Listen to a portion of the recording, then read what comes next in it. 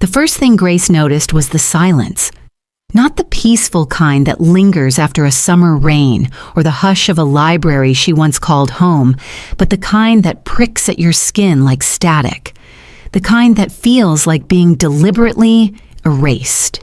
Her phone sat face up on the counter, glowing softly with a calendar reminder, Ethan and Marissa's wedding, June 8th, 5 p.m.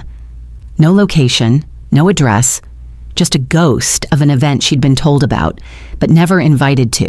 She stared at the screen a little longer than necessary, hoping the missing pieces might magically fill in. They didn't. She pressed the edge of her thumb against the cold ceramic mug in her hand, a chipped one Ethan had given her years ago with faded lettering that used to say, "Best Mom Ever." The print had worn off in the dishwasher, just like their relationship had worn thin with time and distance. And Marissa. She always had a way of saying Grace's name like it was a smudge on glass, something you tolerate but can't quite ignore. Grace blinked herself back into the moment and turned off the phone screen. Her kitchen was tidy, always was. Pale yellow curtains filtered the late morning light across the linoleum floors and cabinets she'd painted herself after her husband died. The house smelled faintly of lemon cleaner and rosemary from the window box she watered daily out of habit, not hunger. She moved to the kitchen table, sat down gently, and opened the thick ivory envelope that had arrived 2 months ago. It wasn't an invitation, not really. Inside was a save the date, no RSVP card, no personal note. Just glossy photos of Ethan and Marissa draped in pastels under a weeping willow tree. They looked like a catalog spread effortlessly beautiful, painfully distant. She traced the embossed lettering on the back. It read, "Formal invitations to follow." But none ever did. Grace hadn't told anyone about it. Not her sister Ruth, not her old friend Pauline from the library, not even her late-night book club group where they always started with Jane Austen and somehow ended with Netflix and whiskey. Because if you say it aloud, it becomes real. She folded the envelope back carefully, almost reverently, and tucked it into the drawer with the others, the drawer of things she didn't know what to do with. Expired coupons, old keys, dried-out pens, and now her son's wedding announcement. She had helped raise him with every dollar, every prayer, and every inch of her tired body. She had stitched patches on his jeans when money ran thin, taught him to read before kindergarten, and once driven 12 hours straight through a snowstorm to visit colleges he never thanked her for choosing. But Marissa came with curated dinner parties, a career in event planning, and a family with the kind of money that didn't blink at destination weddings or custom cocktail menus. And Grace didn't fit the aesthetic. She'd heard the phrase once said in passing on a phone call she wasn't meant to overhear. "Your mom's nice, babe, but I'm just not sure she fits the aesthetic we're going for." Aesthetic. Like her motherhood was a mood board they could crop out. Still, she tried. She offered to pay for the flowers, then the cake, then part of the venue deposit because Marissa said the coastal barn venue was so them but just a smidge over budget. Grace didn't argue. She just quietly took money out of the savings she had meant for new windows. Who needed new windows anyway? She never got a thank you card, never got the formal invite. And now, 3 days before the wedding, she got a text from Ethan. "Hey Mom, hope you're well. Marissa and I have a lot going on right now. Wedding stuff is insane. Just wanted to say love you and we'll catch up soon. XOXO. She read it twice, then set the phone down. The day of the wedding came with sun and blue skies and a single delivery and automatic email from the florist confirming that the final payment had gone through. Grace made herself tea, sat on the back porch, wore the pale green dress she had secretly bought just in case. It had delicate lace at the cuffs and made her feel like someone who still mattered. At 5 p.m. sharp, she imagined them saying vows beneath a floral arch she'd never see, toasting with champagne she'd unknowingly helped pay for. Her seat, probably not even empty, probably never even considered. That evening, the neighbors threw a barbecue. The scent of grilled meat and laughter spilled over the fence like echoes from someone else's life. She stayed on the porch until the fireflies came out, until the light inside her house felt too heavy to sit under. Then she stood, straightened her shoulders, and walked inside. Not to cry, not to scream, but to begin. She sat at the kitchen table, took out a sheet of lined paper. At the top, she wrote one word in bold, careful script list. Then, name by name, she began writing down the people who had made her feel seen this year. Ruth, Pauline, Mr. Lennox from down the street, who always brought her the paper when it rained, Nurse Harriet from the clinic, who always complimented her earrings, Linda, who made her laugh at book club even when the world felt like it was closing in. 10 names in total, not family by blood, but family by presence. She folded the paper once, then again, placed it in the same drawer where she had hidden the save the date. But not this time. Not to forget. This time she folded it like a plan. The day after the wedding, Grace woke up early. Not because she had somewhere to be, no brunch, no gift opening, no post-wedding photos, but because something inside her refused to sleep in the same way it once did. She sat in the corner of her kitchen with her usual cup of black tea, her hands cupped around the warmth, not sipping it, just holding it like an anchor. The silence inside the house was loud, too loud. And yet she didn't turn on the radio, didn't open the window, didn't reach for her phone. Because this silence, it wasn't loneliness, it was clarity. She'd spent years quieting her own thoughts, putting Ethan first every scraped knee, every late-night pickup from parties, every science project he started too late. She'd told herself he'll remember the love, not just the rules. But yesterday, her name hadn't been mentioned once in the vows or the toasts. Not by him, not by anyone. She had been invisible, except to the florist. The florist had remembered her at least sending that final thank you for your payment email with a smiling daisy emoji. Grace opened her laptop, clicked open the spreadsheet, wedding budget updated. Every cost was there, color-coded, itemized, tabbed. She had spent $17,480, more than her first car, more than her mortgage used to be, more than she told Ruth. She scrolled through it slowly. Dress fittings, linen upgrades, personalized stationery, all things Marissa insisted would make it elevated. That word again. Grace had heard it dozens of times. We just want something elevated, Margaret. You understand, right? She always nodded. She always understood. She always paid. The notifications started buzzing just after 9 a.m. First a missed call from Ethan, then a text. Hey, not sure if you got our messages. People were asking about the bar and the flowers today. Something happened. No apology, no we missed you, just logistical confusion. By 11 a.m., another message arrived Marissa. Hi Margaret, we're a bit confused about the vendors not showing up. Please let us know if there's been a mistake. Grace didn't reply. She didn't need to. Let the silence answer the question they hadn't dared ask. Where was she? At noon, Grace went to the grocery store. It felt absurdly normal, like the world hadn't just revealed a fundamental truth that the son she raised didn't see her anymore, or worse, saw her and chose not to look back. The cashier, a college kid named Jaden with too many piercings and a bright pink streak in his hair, smiled as he scanned her lemons. You always buy fresh stuff. I want to eat like you when I grow up. Grace smiled politely. Don't wait. Cook for yourself now. He nodded, bagging her parsley like it was treasure. That tiny moment, that random kindness stuck with her longer than Ethan's entire wedding ceremony. Back home, she pulled out the yellow notepad from the drawer. 10 names already written. She stared at the list again and began planning. Not a party, not revenge, but something far simpler. Something hers. A dinner at her house. Not because someone was getting married, not because someone had a milestone to perform, just because she wanted to. Over the next few hours, Grace moved with a quiet precision she hadn't felt in years. She cleared off the dining room table, normally cluttered with unread mail and a half-finished jigsaw puzzle. She wiped down the surfaces, opened the windows, played Ella Fitzgerald softly from the Bluetooth speaker Ruth had given her 2 Christmases ago, one of the few gifts that wasn't a scented candle or a floral scarf. As the trumpet drifted through the room, Grace felt something shift. It wasn't joy, not yet, but it was space. Space where grief used to be. Space for something new to arrive. Later that evening, Grace received another call. She didn't answer. The voicemail transcribed itself on her screen. Ethan. Mom, what's going on? People are saying the bar closed early, the band left in the middle of the second set, and the brunch was canceled. Were you upset? Marissa said maybe it was the seating thing. I don't know. Can we just talk? The words sounded innocent, but all Grace heard was, we didn't notice you until you left a gap. She stood at her bedroom mirror, brushing out her gray hair slowly, deliberately. The mauve dress from yesterday was still hanging on the back of her chair, unworn, perfectly pressed.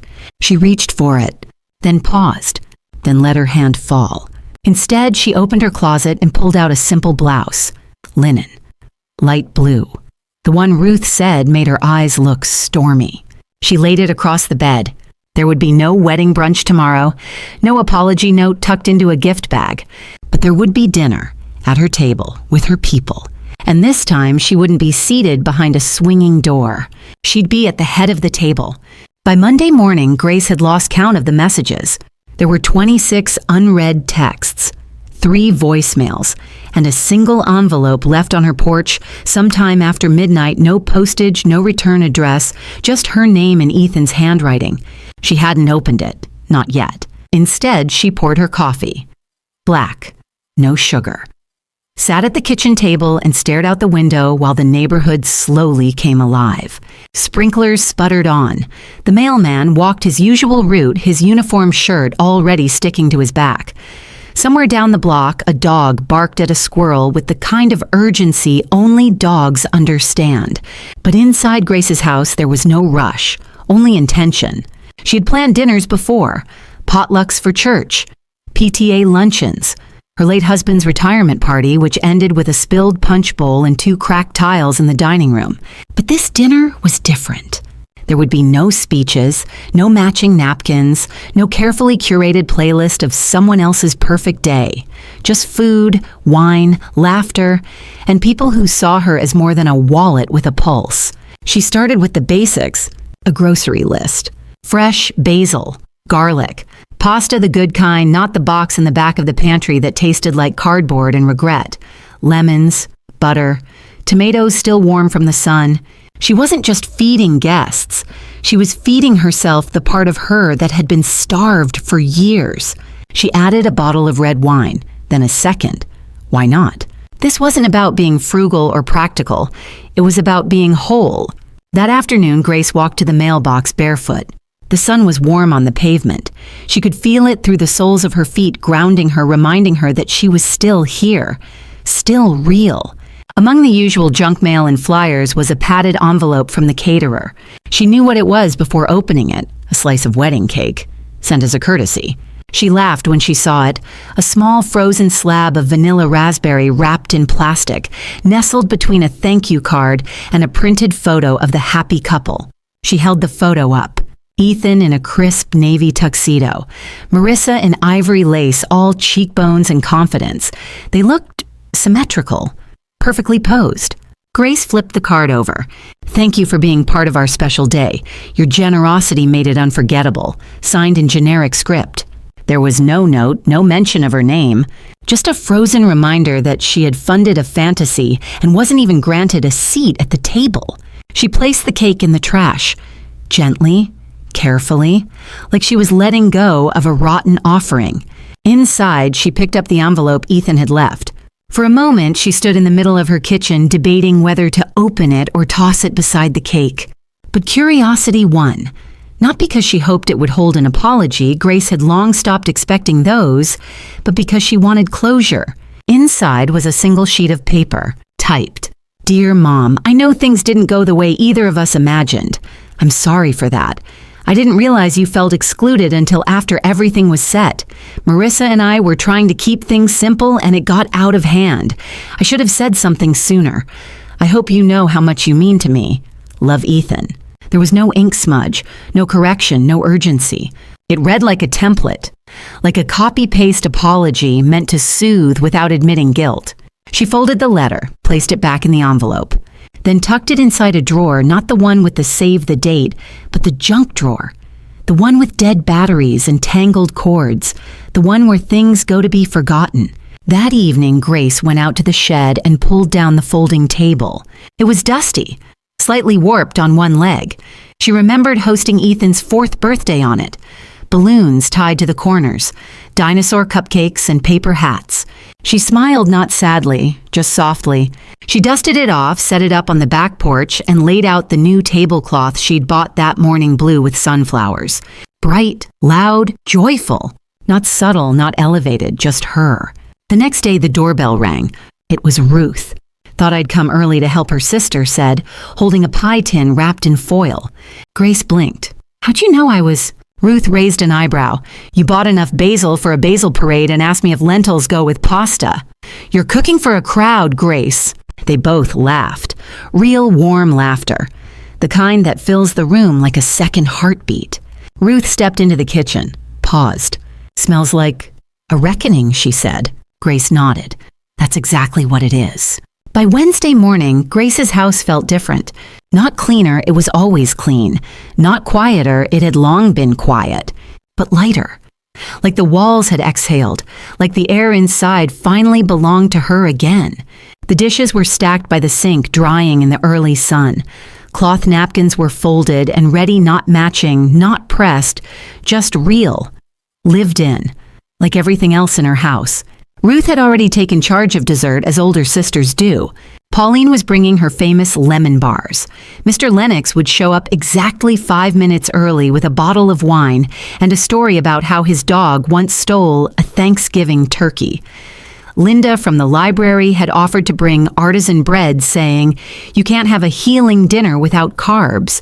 10 people, 10 chairs, and one woman finally at the center of her own gathering. Grace spent most of the morning in the garden, pruning the overgrown basil and talking to the marigolds like they were old friends. She wasn't in a rush. She let her hands work at their own pace, clipping, tucking, arranging, letting the scent of earth and green cling to her fingers. At one point, she caught a reflection in the sliding glass door. Hair pulled back, face bare. There were more lines around her eyes than she remembered, but they didn't bother her. They looked earned. Around noon, she checked her phone. Not for messages, she had stopped waiting for those, but to double-check the recipe for the lemon butter pasta. She scrolled, then paused. One unread message from Ethan. "Hope you're okay. We really didn't mean to hurt you. Marissa said maybe we can talk sometime." That was it. Not "I'm sorry," not "you deserved better," just "hope you're okay." She stared at the screen, let the words sit there, then deleted the message. Not out of anger, but because it no longer belonged in her narrative. The guests arrived just after 5. Ruth first, of course, carrying a cherry cobbler that smelled like childhood. Then Pauline Cheeks flushed lemon bars in a vintage tin. Mr. Lennox showed up with a bottle of Cabernet and a loaf of bread he admitted was store-bought. But I heated it in the oven, so that counts. Linda from the library hugged her tightly. "This place feels different," she said, looking around. Lighter. Grace smiled. Maybe I do too. They gathered on the back porch, plates, full wine glasses clinking gently in the breeze. The sky turned that shade of gold that only lasts for 5 minutes. A hush, falling over everyone like nature, was raising a toast of its own. At one point during the meal, Mr. Lennox leaned back in his chair and said, "So what's the occasion?" Grace set her fork down, looked around the table. "No occasion," she said, "just wanted to eat good food with people who see me." A long pause followed. Then Ruth raised her glass, to being seen. The others followed, to being seen. To Grace. To dinner without agendas. And as they sipped and smiled and settled back into conversation, Grace felt something she hadn't felt in years. Safe. Centered. Not needed, not useful, not convenient, just welcomed. Later that night, after the dishes were washed and the last hug given at the door, Grace sat alone at the table. She let the quiet return, but this time it didn't feel like punishment. It felt like peace. She poured herself one last glass of wine, looked at the sunflower tablecloth dotted with crumbs and faint wine stains, then reached for the yellow notepad again. This time she didn't write names. She wrote questions. What makes me feel alive? When did I last laugh for no reason? What have I put off because I was too busy being someone else's support beam? And finally, if this house wasn't for anyone else, what would I fill it with? She set the pen down. Let the questions breathe. The answers would come. She was finally making space for them. It started with a draft, Not the kind that whispers under the door or rattles the windows, but the kind that stirs something old, something forgotten. Grace was cleaning out the guest bedroom not because anyone was coming, but because the space suddenly felt too dusty, too filled with relics of lives that no longer passed through her door. There were boxes of holiday lights no longer strung, a bag of mismatched socks she swore she'd sort one day, and then, in the back of the closet, behind a stack of photo albums and a pile of Ethan's old science fair ribbons, was the drawer. A warped wooden dresser drawer. It always stuck when she tried to open it, as if it knew the contents inside weren't ready to be disturbed. She bumped it with her hip like always. It groaned open. Inside receipts, old insurance documents, a broken necklace she meant to fix, and something red. A folder. Faded. Edges fraying, tucked deep like someone wanted it buried. Grace didn't remember putting it there. She sat cross-legged on the carpet, the folder in her lap, suddenly aware of the dust dancing in the afternoon light around her. When she opened it, there were papers she expected tax returns, a utility bill from 2004, Ethan's kindergarten drawing of her, with triangle hair and spaghetti arms. But near the bottom was an envelope, yellowed, stamped. Her name in handwriting she hadn't seen in over a decade. Michael, her husband, gone 14 years now. The envelope was unopened. Grace froze. She remembered it vaguely, found it in the bottom of a drawer after his funeral when her grief was still raw and feral. She hadn't been able to bear opening it back then. She hadn't been ready for more pain, for any truths he might have left behind. But today, she was ready. She took the letter to the kitchen, sat at the table. The same table where she once filled out college applications with Ethan, where she ate alone on their anniversary, where she drank wine with her chosen family just days ago. Her hand shook not from fear but from anticipation. She slid her finger under the flap. The paper was thin. His handwriting slanted and familiar, like it had leaned too far forward and couldn't quite stop falling. Margaret, if you're reading this, then I didn't get a second chance. I probably didn't deserve one anyway. But there's something I need to say, something I kept from you, something I never should have hidden. Ethan, he's not your biological son. The words didn't register at first. They were just ink, just loops and lines on paper. But then they sank in like a stone dropped into still water, the ripples catching up 1 second at a time. He was already born when we met. Emily, my ex, left him with me when she couldn't handle it anymore. I told you he was ours, that he was the result of a mistake from before we were married. But I lied. I let you believe he was yours because I saw the way you held him, the way you fed him and rocked him and cried when he cried. You were his mother in every way that mattered. You gave him a life I never could have, and you never knew the truth. Until now. Grace folded the letter, then unfolded it, then read it again. Her heartbeat was a dull thud in her ears. She stood, poured herself water, drank it slowly. Outside, the sky was overcast, the kind of gray that hangs just above your head, not quite storm, not quite calm. She didn't cry, not yet. Instead, she went to the mirror, looked at herself, not for vanity, not for reassurance, but to see the woman who had raised a child who was never biologically hers, who had given love without needing blood to bind it, who had sacrificed silently, completely for someone who now saw her as an afterthought. And somehow, even now, she didn't feel foolish. She felt clear. That night, she sat at the kitchen table again, the letter still beside her. The words no longer screamed. They whispered. You were never the mother by biology. You were the mother by choice, by love, by action. And now with the truth bare and sharp as glass, she felt something she hadn't felt since the wedding day. Not rage, not sadness, power. The kind that doesn't come with raised voices or slammed doors. The kind that arrives quietly and stays. The morning after she read the letter, Grace didn't get out of bed right away. She lay still beneath the quilt she'd made years ago from scraps of Ethan's baby clothes, pale blues, tiny giraffes, faded stars. She ran her fingers over the seams, remembering how she used to tuck it around him when he fell asleep on the couch after school, still clutching his lunchbox. She used to believe that love was enough to bind, enough to matter, enough to be remembered. But now love felt like a ledger, with entries she never consented to write, lines of sacrifice, debt, devotion. All hers. None acknowledged. The letter hadn't broken her. It had clarified her. Ethan wasn't her son by blood. And somehow that made her years of mothering even more profound. Because she had chosen him over and over without knowing she had a choice. Grace dressed simply soft jeans, a worn blue cardigan with a missing button she still hadn't sewn back on. She didn't bother with makeup. What for? Her reflection had already shown her the truth she had aged in the shadows of other people's stories. But no more. She moved through the house with quiet focus, pulling frames from the walls one by one. Ethan's kindergarten graduation, his prom photo, a professional shot from his college acceptance letter announcement. Each photo had once been a badge of honor. Now they felt like ghost prints, proof of someone she once believed would always reach back when she called. She didn't shatter the glass, didn't burn them. She was done performing grief for people who didn't deserve it. Instead, she wrapped each photo gently in old tea towels and tucked them into a box. Labeled it "Not Mine Anymore."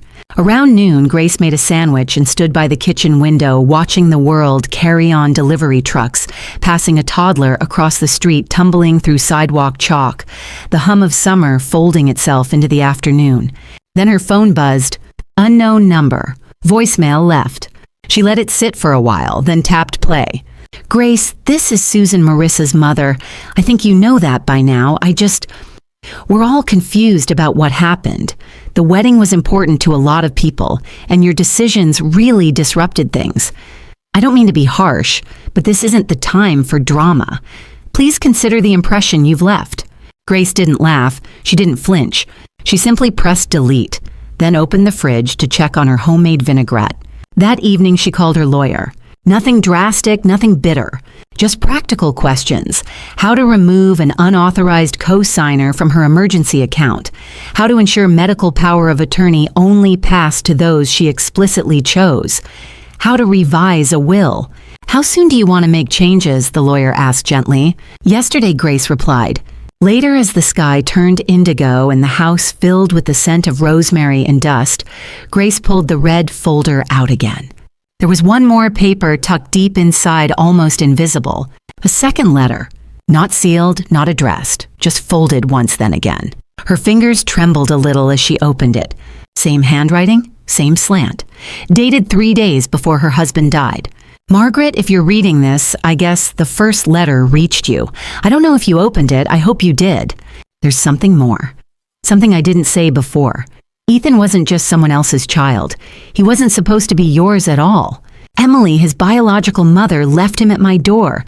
She asked me to give him up. I told you he was ours because I couldn't let him go. And I knew if anyone could raise a child born from someone else's mess, it would be you. You made him yours. He never knew how lucky he was."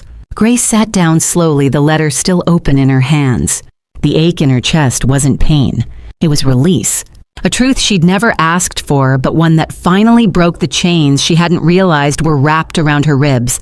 In the quiet that followed, Grace walked through the house, not as a mother clinging to relics, but as a woman reclaiming space. She passed the mantel now bare, past the hallway where Ethan's childhood height had been marked in pencil on the trim. She paused there, smiled, then picked up a fresh cloth and wiped it clean. 2 days after reading the second letter, Grace took a walk, not to escape, not to think, but because her body felt too full with memory, with history, with truths she had finally stopped burying. The air was thick with the scent of early summer, cut grass, blooming magnolia, the distant sweetness of someone's backyard barbecue. Grace wore a wide-brimmed hat and comfortable sandals. She didn't rush. She let the breeze comb through her thoughts. At the corner of Birch and Mason, she stopped by the bakery, the same one where she'd once ordered Ethan's 10th birthday cake chocolate with sprinkles, the one he said was the best thing he'd ever tasted. She stepped inside now, not as someone with a child in tow, but as a woman with her own appetite. "Anything special today?" she asked the girl behind the counter. The girl smiled. Fresh peach tarts just came out of the oven. "Want one?" Grace paused, then nodded. "For here." She sat at a window table. Alone. And for the first time in what felt like years, she didn't feel like she needed to check her phone or pretend to be busy. She ate the tart, slowly tasting each bite. It was warm, tangy, soft, like something made for a person who mattered. Back home, the house felt different again. Not haunted, not empty, just hers. She walked through the living room, dusting shelves, adjusting cushions. At one point, she paused by the mantel where the family photos used to live. She didn't miss them. She missed what they represented, the illusion that love was mutual, that sacrifice would always be honored. But illusions don't hold warmth, and they can't hold you back when you've already stepped forward. Her phone buzzed again, a familiar number. She let it ring, then checked the voicemail transcription a few minutes later. Ethan, Mom, I saw your post. The check. The one you wrote for the wedding. I wish you hadn't. I mean, people are asking questions. It's making Marissa really upset. She says you're trying to make her look bad, that you're turning this into a whole thing. I don't know what you want from me anymore. Grace read it twice, then 3 times. Not once did it say, I'm sorry I hurt you. Not once did it say, you didn't deserve that. It was all inconvenience, image, damage control. She sat with that realization, and then she smiled. Not because it didn't hurt, but because she finally believed she deserved better. That evening, she made a decision. She pulled out her will. She'd updated it years ago, listing Ethan as sole beneficiary. She remembered doing it in the thick of her pride after his first job offer, when she told everyone my boy made it like she had written the contract herself. Now she read the document like it belonged to someone else. And then with deliberate care, she crossed out his name. She called her lawyer again the next morning. Are you sure? The woman asked gently. It's a significant change. I'm sure Grace replied, and she was, because the person she had sacrificed everything for had already let go of her. She was simply letting go back. 2 days later, the knock came. Not the polite tap of a neighbor, not the fluttering knock of a delivery driver. It was heavy, insistent, familiar. Grace opened the door. There he was, Ethan. Still handsome, still her son in the way a photograph is still a memory. His shirt was wrinkled, his expression guarded. He held his phone in one hand like he wasn't sure if he should check it or throw it. He said like that would erase everything. Hello, she said softly, not stepping aside. I thought maybe we could talk. Grace looked at him for a long moment, not through the eyes of a mother, but through the eyes of a woman who had learned to value her own voice. She opened the screen door. 10 minutes, she said, and walked back to the kitchen. He followed. The silence was thick. Grace poured herself tea, didn't offer him any. I didn't mean to hurt you. He began, sitting stiffly at the table. But you did, she said calmly. He flinched. I didn't know she made you sit in the back. Grace raised her eyes. You watched me from the head table. You looked right at me, Ethan. His mouth opened, then closed. I thought you didn't mind, he mumbled. You said not to make a fuss, that it was my day. Grace tilted her head. And I believed you would protect me even when I stayed quiet. Silence. She continued, you let them erase me from the photos, from the toasts, from the entire damn story. His hands clenched on the table. I didn't ask her to do that. But you didn't stop her, she said. And that's what hurt the most. He looked down, defeated, but still not broken open. Still no apology. After a pause, he said, you really changed the will. Yes. Why, you don't get to inherit what you disrespected. Ethan stood. Well, I guess that's it then. Grace stood too. No, Ethan, that's not it. That's finally the beginning. She walked him to the door. Before he left, he paused, looked back. Was any of it real to you? He asked, raising me. Grace met his eyes. All of it was real. That's why this hurts. And then gently, she closed the door. After the door closed behind Ethan, Grace didn't cry. She didn't stand frozen in the hallway or collapse against the wall like in the movies. There were no sweeping orchestral strings, no whispered, what have I done? There was just silence and the sound of her own breath, even, calm, hers. She returned to the kitchen, lifted her cup of tea, still warm, and took a long sip. Outside, the breeze carried the faint scent of lavender from the flower bed she'd planted 2 summers ago. She hadn't noticed the blooms this year. She'd been too busy keeping the peace, holding the silence, playing the ghost in everyone else's story. Not anymore. That afternoon, Grace opened the closet in the guest room and pulled out the last of the boxes. One was marked College Ethan. Inside were photos, notes, drawings, a paper from 3rd grade, my hero, my mom, crayons, spelling errors, pure love. She stared at it a long while, then gently folded it and set it aside, not to throw away, but to retire, because that little boy had loved her once, and she had loved him with everything she had. But the man he became had forgotten. Grace wasn't bitter. She was simply done pretending the warmth still lived there. She repacked the box with care, labeled it, "Past keep, not revisit." The next morning, Grace drove to the market, not for groceries, for sunflowers. The same bright, wild kind she had used to cover the dinner table. She bought 3 bunches, paid in cash, didn't blink at the price. Back home, she filled every room with them. The kitchen, the hallway, even the bathroom. Like joy was something you could plant and let bloom in unexpected places. She played music while she worked old soul records scratchy with time. Her hips swayed gently as she folded laundry. She hummed while washing dishes. Laughed at a memory when she nearly dropped a bowl. No one watched. No one needed to. She was enough for the moment. That evening, Grace sat down with her yellow notepad again. The same one where she once wrote a list of names. This time, she started a new page. Things I want to do just for me. Try a watercolor class. Host another dinner, maybe outdoors. Learn to bake something complicated. Take a trip alone, maybe Santa Fe. Write a letter to myself every month. Say yes to new things. Say no when it costs me my peace. Grow tomatoes. Wear red lipstick just once, even if no one sees it. She paused at the last line, then underlined it. That weekend, her house came alive again, not with children or obligations, but with chosen family. Claire came over with a bottle of wine and stories about her new puppy. Mr. Lennox dropped off a homemade pie. Linda from the library loaned her a novel just because the main character reminded me of you. She's strong and a little underestimated. Ruth called and said, "I don't know what's happening lately, but your voice sounds different, stronger." Grace smiled into the phone. "I think it's the sound of finally hearing myself." She didn't post any more photos online. The single photo of the wedding check, no caption, just a symbol, had done its job. It had echoed. Not just in her family group chats where she heard it had sparked confusion and speculation, but in her inbox. Dozens of messages from women she hadn't spoken to in years. Women from church, from the school board, from her old nursing days. Messages like, "I thought I was the only one who sat in the back.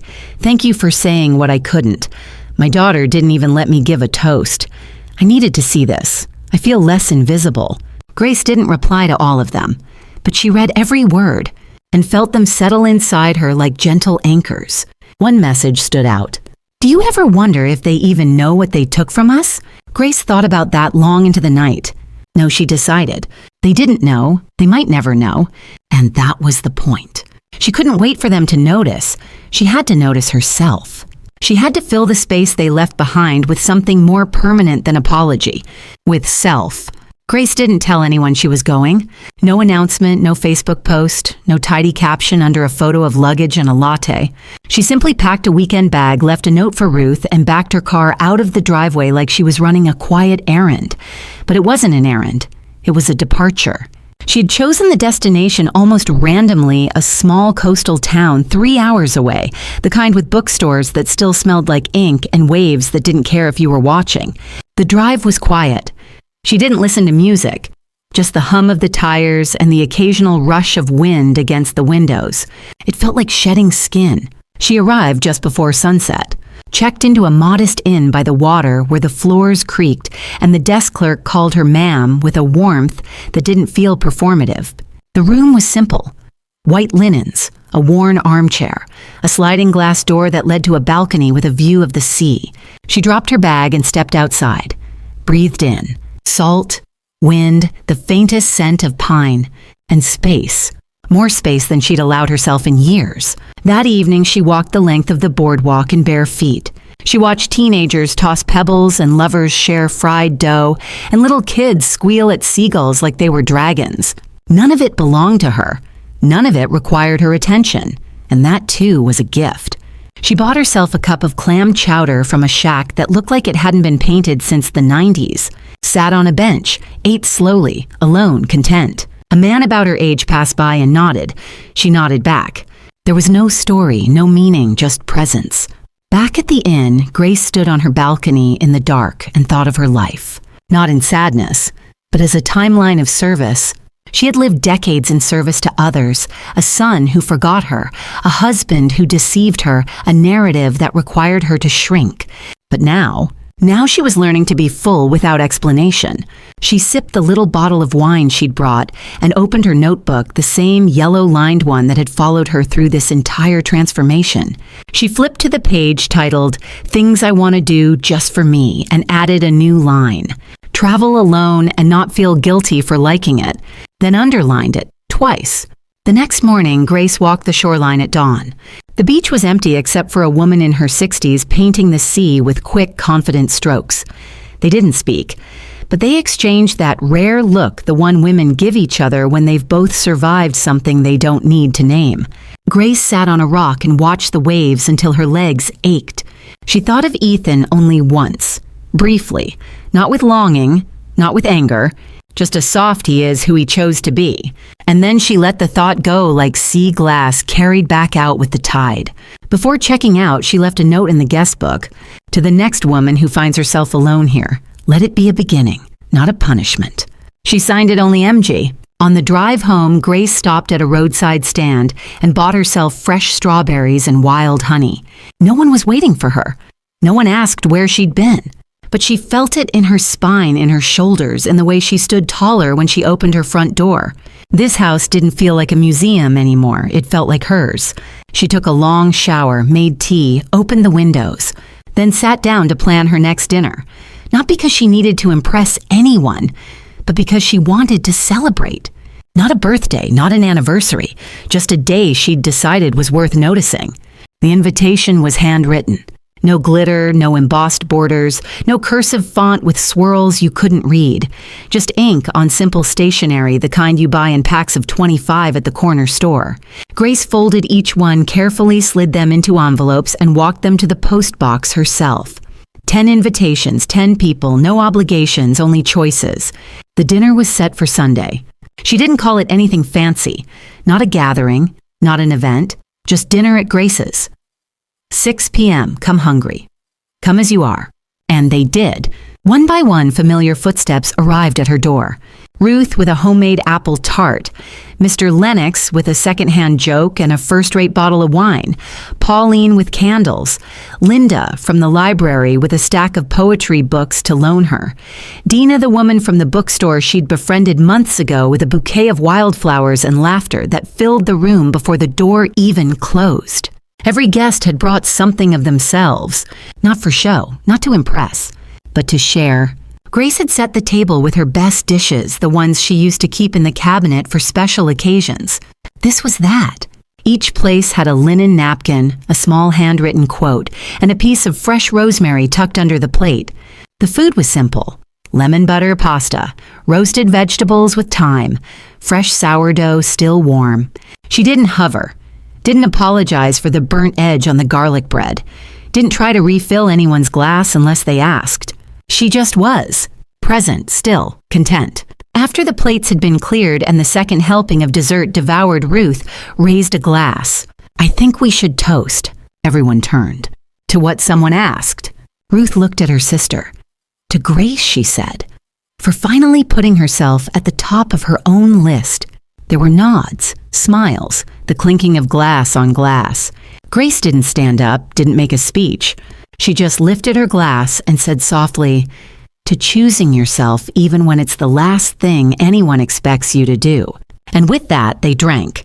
Later, when the guests had gone and the night had quieted, Grace stood in the doorway and looked out at her porch, lit by soft string lights. The plates were stacked. The candles had burned down to wax puddles. There were still laughter crumbs in the air, and she let them settle in the corners of her home like blessings. She poured one last glass of wine, sat at the table, crossed her legs beneath her, and breathed. Not the kind of breath that holds itself in anticipation of someone else's needs, but the kind that says, "I made it." She pulled her yellow notebook from the drawer and opened to the final page. What I've learned. You can give everything and still be forgotten. You can be erased from the photos and still frame yourself again. Family isn't made of blood. It's made of presence. Quiet doesn't mean invisible. And the best revenge is not revenge, it's reclamation. She underlined the last one, twice. Then wrote in bold, "May we never sit behind swinging doors again." The next morning, Grace opened her windows to let in the breeze. Birdsong filtered in. Sunlight spilled across her kitchen counter like honey. She made coffee, fed the cat, tied her hair back. And for the first time in years, she didn't wonder if she was needed. She knew she was enough. Not for what she gave, not for who she raised, but for who she chose to become. The woman who sat finally firmly at the head of her own table.